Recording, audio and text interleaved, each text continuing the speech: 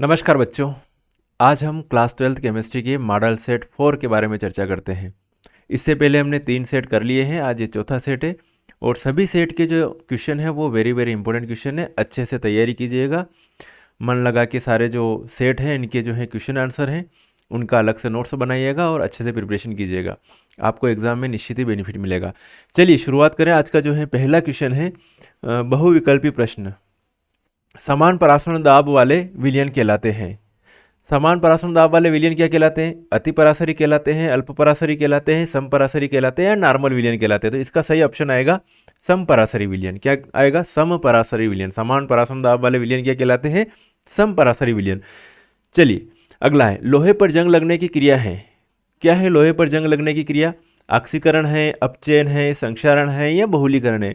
तो लोहे पर जंग लगने की क्रिया को हम कहते हैं संक्षारण। क्या कहते हैं इसको? जंग लगने की क्रिया को क्या कहते हैं? हम संक्षारण कहते हैं। ओके, जंग लगने की क्रिया संक्षारण कहलाती है। किस संक्रमण तत्व की उच्चतम ऑक्सीकरण अवस्था होती है? तो मैग्नीज जो है इसकी उच्चतम ऑक्सीकरण अवस्था होती है +7 ऑक्सीकरण अवस्था तक होती है मैग्नीज की। तो मैग्नीज जो है उच्चतम ऑक्सीकरण अवस्था है मैग्नीज की। अगला है आपके सामने क्वेश्चन हाजिर। CX बंध होता है। क्या होता है भैया CX बंध? अध्रुवीय होता है, आयनिक होता है, वांडर वाल्स होता है या फिर ध्रुवीय होता है। तो भैया CX बंध जो होता है वो होता है ध्रुवीय। Partially positive charge, partially negative charge, क्या कहते हैं इसको? ध्रुवीय सहसंयोजक बंध कहते हैं इसको। तो CX बंध जो होता है वो ध्रुवीय होता है। क्लियर है? अगला, फॉर्मेल्डिहाइड ग्रिग्नार्ड अभिकर्मक से क्रिया करके बनाता है। क्या बनाता है? प्राथमिक एल्कोहल। होता है क्या है फॉर्मेल्डिहाइड? ये है फॉर्मेल्डिहाइड HCHO और प्राथमिक एल्कोहल ये लिया HCH2, है ना। फिर फॉर्मेल्डिहाइड ग्रिग्नार्ड अभिकर्मक के साथ क्रिया करके बनाता है। तो ग्रिग्नार्ड अभिकर्मक ले लेता हूं मैं CH3MgBr। ठीक है, ये लिया और एक योगात्मक उत्पाद बनेगा। तो योगात्मक उत्पाद है ये CH3, ये CH3, फिर यहाँ से ये CH2 उठाया, ये CH2 और ये लिखा O और फिर ये लिख रहा हूँ MgBr। ध्यान से देखना, ये Mg और ये Br। इसका जल अपघटन करवाया जाता है HOH, हाइड्रोलिसिस करवाएंगे इसका। तो क्या होगा भैया, यहाँ से MgBrOH अलग हो गया और ये CH3CH2 ये जुड़ गया MgBrOH।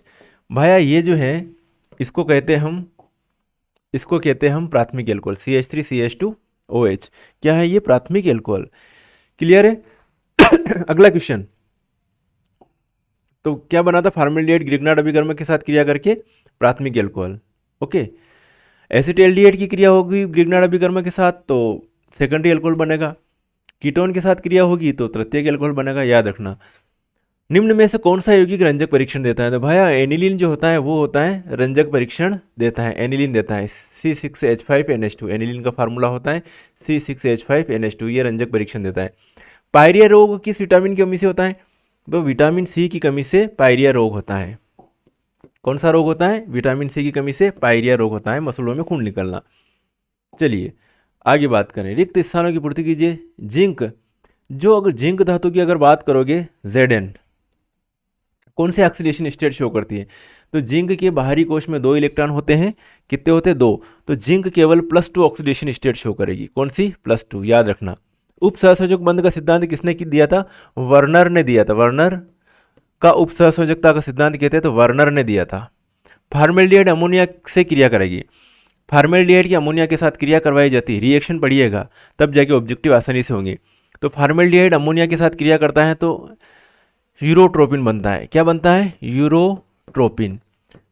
और यूरोट्रोपिन का सूत्र होता है CH2 6N4।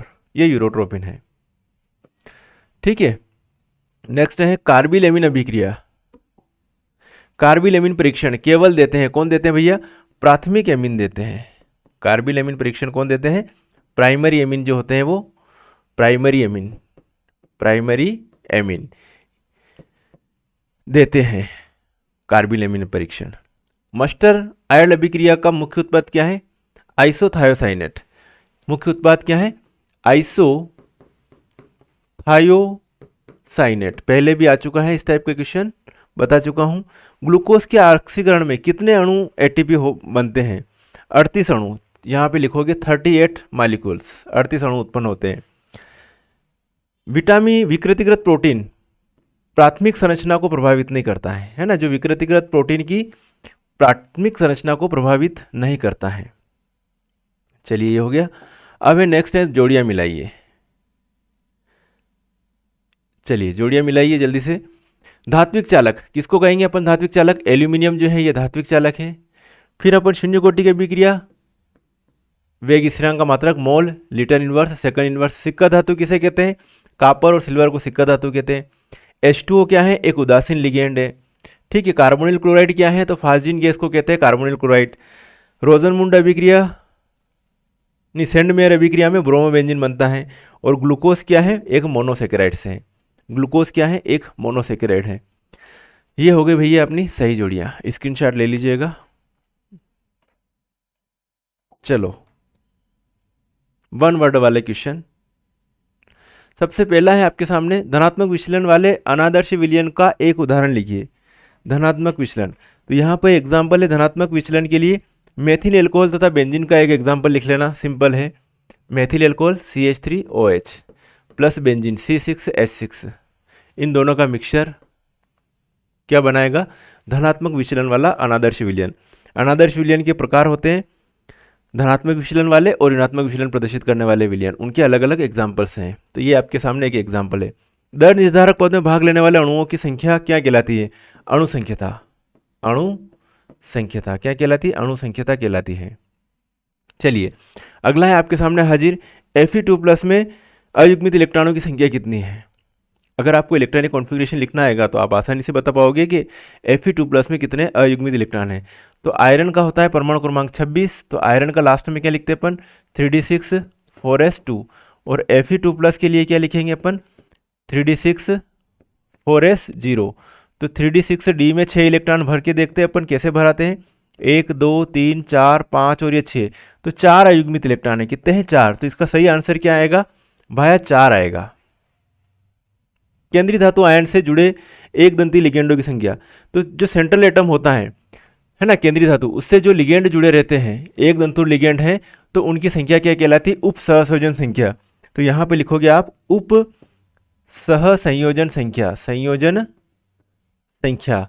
या फिर एक और चीज लिख सकते हो आप, समन्वय संख्या लिखो तो भी चलेगा, उप सहसंयोजन संख्या लिखो तो भी चलेगा, दौड़ेगा। ओके भैया, चलिए अगला है, द्वितीयक एल्कोहल के ऑक्सीकरण पर प्राप्त होता है। क्या प्राप्त होता है? सेकेंडरी एल्कोहल का जब ऑक्सीकरण कराते हैं तो। द्वितीयक एल्कोहल ये है द्वितीयक एल्कोहल CH3 CH और ये OH। इसका जब ऑक्सीडेशन करवाओगे आप, ऑक्सीकरण करवा रहे तो ये H2O का मॉलिक्यूल निकल जाएगा -H2O और ये बन जाएगा CH3 CO CH3। भैया इसको कहते हैं एसीटोन, तो मतलब एसीटोन या कीटोन, तो लिख दो यहाँ पर कीटोन। ल्यूकास अभिकर्मक किसे कहते हैं? किसका मिश्रण होता है? तो ZnCl2 प्लस HCl के मिक्सचर को हम कहते हैं ल्यूकास अभिकर्मक। दूध में उपस्थित डाइसैकेराइड शर्करा का क्या नाम है? लैक्टोस। क्या नाम है? लैक्टोस। ग्लूकोज प्लस लैक्टोस से मिलकर बनी होती है तो लैक्टोस कहते हैं इसको। ठीक है, तो ये हो गए ऑब्जेक्टिव टाइप के सभी क्वेश्चन, वस्तुनिष्ठ प्रश्न सभी हो गए। अब इसमें कुछ इंपॉर्टेंट क्वेश्चन है इसी सेट के, तो ये याद कर लीजिएगा। हुआ क्या कि जो पेपर को पूरा टाइप करवाना था लेकिन टाइप करवाने का समय नहीं मिल पाया टाइप वाले को, तो ये जो है आपके लिए जो ये डायरेक्ट जो मैंने बनाया था पेपर, वो डायरेक्ट आपके पास अवेलेबल हो गया। मोलल हिमांक अवनमन स्थिरांक क्या है? सांद्रता के आधार पर विलयन का वर्गीकरण। तनुता का चालकता व आणविक चालकता पर क्या प्रभाव पड़ता है? नरनष्ट समीकरण क्या है?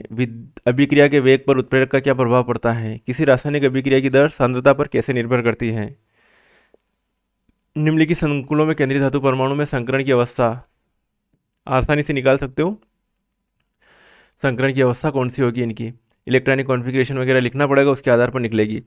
EDTA का पूरा नाम एवं रासायनिक सूत्र। धातु कार्बोनिल किसे कहते हैं? निम्न के सूत्र लिखिए भैया, पोटेशियम हेक्सासाइनोफेरेट और हेक्साइमिन कोबाल्ट थर्ड क्लोराइड। निम्नलिखित रासायनिक अभिक्रिया लिखिए, हाफमैन ब्रोमाइड कार्बिलेमिन। फिनाइल की तुलना में एसिटिक अम्ल प्रबल है, क्यों? निम्न को कैसे प्राप्त करोगे? एसिटामाइड से मेथिल साइनाइड, एथिलेमिन से एथिल अल्कोहल। अगला है प्राथमिक एल्कोहल, प्राथमिक द्वितीयक तृतीयक एमीन में कौन से अधिक क्षारीय होंगे। एंजाइम क्या है, एग्जाम्पल सहित इनके कार्य लिखिए। कार्बोहाइड्रेट क्या है, इनका वर्गीकरण लिखिए। अनादर्श विलयनों में धनात्मक और ऋणात्मक विचलनों में अंतर लिखिए। हेनरी का विलेयता संबंधी नियम लिखिए। गैसों की दरों में विलेयता को प्रभावित करने वाले कारक लिखिए। अभिक्रिया दर क्या है, अभिक्रिया दर को प्रभावित करने वाले कारक लिखिए। एक प्रथम कोटि की अभिक्रिया 40 मिनट में 90% पूर्ण होती है, तो इस अभिक्रिया का अर्ध आयुकाल ज्ञात कीजिए। प्रश्न 15 है आपका, पोटेशियम परमैंगनेट के अम्लीय माध्यम में कोई 3 ऑक्सीकारक गुण समीकरण सहित लिखिए। पायरोलुसाइड से KMnO4 विधि बनाने की विधि को रासायनिक समीकरण सहित लिखिए। स्टार्च से एथिल एल्कोहल बनाने की विधि का रासायनिक समीकरण एंजाइमों के नाम लिखिए। एल्कोहल और फिनाल में अंतर लिखिए। निम्न अभिक्रिया का रासायनिक समीकरण लिखिए। फ्रैंकलाइन अभिक्रिया, मुनसडीकर अभिक्रिया, रेशिंग विधि। निम्न को कैसे प्राप्त करोगे, क्लोरोबेंजीन से बेंजीन, एथिल ब्रोमाइड से एथिल एसीटेट, क्लोरोफॉर्म से एसिटिलीन और क्लोरोबेंजीन से फिनॉल। 18वां क्वेश्चन है आपका, विशिष्ट चालकता, तुल्यांकी चालकता और आणविक चालकता को समझाइए, मात्रक लिखिए। शुष्क सेल का सचित्र वर्णन कीजिए। एसीटोन बनाने की प्रयोगशाला विधि का चित्र एवं समीकरण सहित वर्णन कीजिए। निम्नलिखित अभिक्रियाओं को समझाइए। क्रॉस एल्डोर संघनन, बेंजोइन संघनन, क्लेजन संघनन अभिक्रिया, पर्किन अभिक्रिया, रोजनमुंड अभिक्रिया। तो ये इंपॉर्टेंट क्वेश्चन है। और फिर एक बार मैं आपको कहूँगा कि ऑर्गेनिक केमिस्ट्री अच्छे से तैयार कीजिएगा, लिख कर याद कीजिएगा, क्योंकि 50% अब ऑर्गेनिक केमिस्ट्री का सिलेबस है। तो जिसकी ऑर्गेनिक केमिस्ट्री अच्छी है उस बच्चे के अच्छे परसेंट बनेंगे। ओके, तो चलिए बच्चों, फिर मिलेंगे नेक्स्ट वीडियो में। तब तक के लिए ओके बाय, जय हिंद।